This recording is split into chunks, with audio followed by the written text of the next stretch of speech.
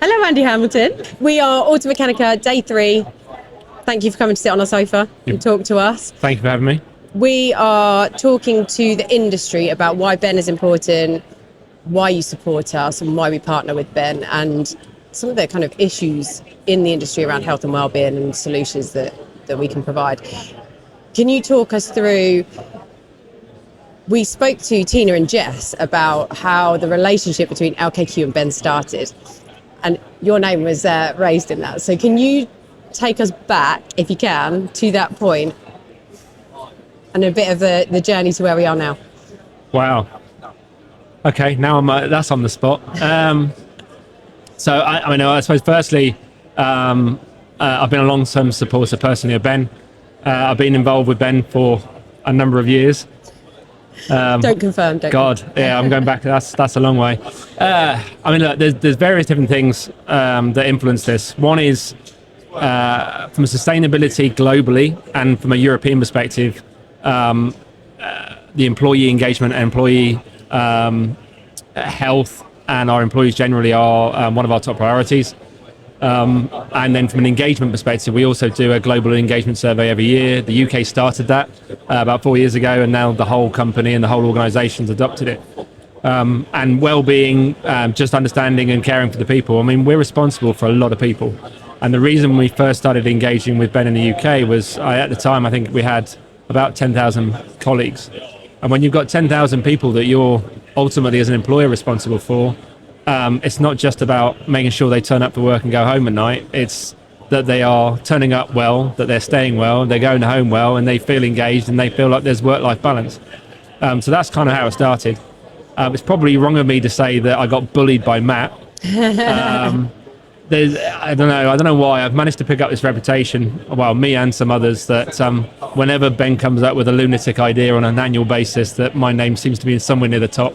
Yep. And for some reason I keep saying yes. So we've done that is why your name is at the top, Andy. We've done some crazy things over the years, but hopefully always around raising awareness and supporting Ben and supporting what we're trying to do.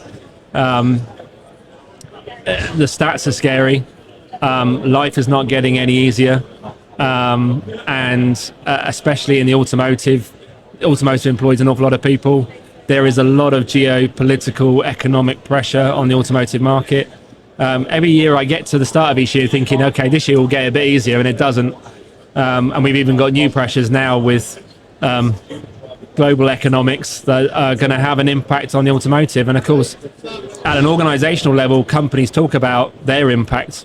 And as an example, tariffs being the latest topical conversation. But what will happen is eventually that ends up affecting people down on the ground. Yeah.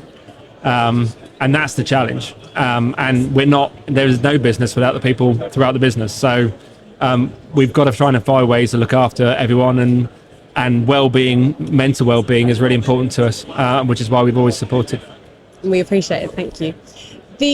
We've spoken to so many different people on this couch over the last 3 days, and there seems to be some real synergies between the issues the small independents face, the one-bay garages, and the likes of LKQ Europe. So the challenges are the same, slightly different. Do you see that in your B2B business? Do you see that as you're responsible for the garages and that ecosystem? I mean, I've always thought, so from a business philosophy, and I always shared this at a UK level. I'd worked in the UK on and off for 12 years. And in the previous 4 or 5 years when I was in the UK business, we talked about the fact, and I've now echoed this at a European level, our sole responsibility is around the preservation of the independent aftermarket. If there is no independent aftermarket, we've got no business, because we don't supply parts to OE, we don't supply parts anywhere else. It's predominantly and almost exclusively it's the independent aftermarket. And it's workshops, but it's also body shops. Both those markets we obviously work in, and our responsibility as organisation is helping those businesses on their journey. Now, quite often, strategically, you'll look at it and say it's a proposition, what do we need to do? But actually, it's also the people. And it's not just about training and capability, but it's also just making sure they can operate. And we do a lot of business training as well as technical training Yeah. to try and help the business owners understand some of the things that are coming at them. Because if we don't capture that there and we don't help them, ultimately that runs down to their employees as well. So we have as many business courses, and we spend time with hopefully the business owners and the people that are running the organisations and running the garages, helping and working with them to consider and think about those impacts. And I think, we've heard that echoed. Like, some of the stresses of those independent businesses are that they're great mechanics, and then they take it to the next level and they don't have the business skills, and then that becomes a massive stress because it consumes them. They're working all night, they're up all night. So for you to provide that is an incredible service for your customers as well. And it's getting harder. And so the technology in the vehicle is shifting. The technician of the future will be an auto electrician stroke auto engineer. And it'll be a technology engineer. I mean, that's the kind of shift it's going. So if you stand still, that's going to add pressure throughout your business, and that pressure then turns into stress, and then engagement, and then you've got challenges. Two pieces of advice from you, from a business owner of any level, so competitors, partners, other businesses within the automotive industry. What should they do to support Ben? Why does it make sense for LKQ, and why should they do it? I think it's really important. It's too easy to get distracted. It's too easy to, other priorities will always fill up. And very often, and when I speak to leaders in our business, and so I'm putting myself on the spot here, and I say, have you reviewed with your team, performance reviews, personal reviews, development plans? It's so easy that it's always at the bottom of the to-do list.